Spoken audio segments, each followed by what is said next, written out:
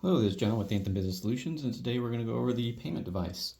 So this is a PAX A920, and you're most likely going to have either this or the PAX A35. Both are very good devices. The PAX A920 has a full touchscreen on it. The PAX A920 has half touchscreen and then half physical buttons at the bottom. This device does have a built-in battery, so if you do lose power, this one will not be interrupted.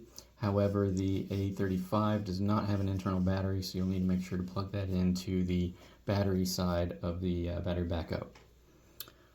Both devices use Wi-Fi to connect to the point-of-sale network, and so you don't have to worry about a network cable there. You do have to worry about power. On this device, you want to make sure your charging cable is plugged into the power port here, enable for it to charge. And then the other button here on the side is a volume button, which allows you to adjust that. Over here on this side we have the power button. So if we press and hold this down, it'll give us the options to reboot or power off. If you do have to power off or reboot the device, it should automatically come back to this blue pack screen, but if for some reason it doesn't, there's a Portico app that's on your home page. You'll just need to open that app and able to get to this blue pack screen. But it has to be on this blue pack screen for it to communicate properly with the point of sale terminal. So down here at the bottom we have the chip. So you'll see it has the picture there that shows you that the chip needs to be inserted chip first and the card needs to be face up. So when you insert it, you'll notice that the light behind the opening lights up, which lets you know you have it in all the way. If you don't see that light, you don't have it in all the way. Push it in all the way, that light comes on. And up here at the top we have the swipe. So this is where you just follow the picture again and you swipe with the mag strip facing down.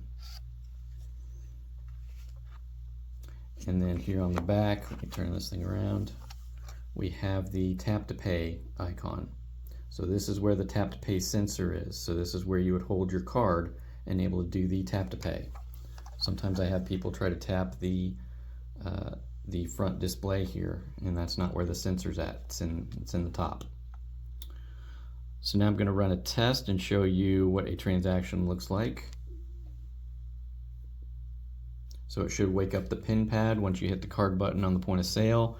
You have the instructions here in the middle on what payments to do. You can tap in the please enter card number if you need to enter a card number manually. Otherwise, I'm just going to go ahead and do the tap feature. I'm going to hold my card up over here. And there we go. You're successful and you get that chime that you want, and then you either follow the instructions on your point of sale terminal or your customer display if you have a customer display, or you get a signature on the receipt if applicable. And that's all I have for this video. Thanks for watching. Want to stay up to date on the latest tips and tricks? Don't forget to click the subscribe button and hit the bell icon.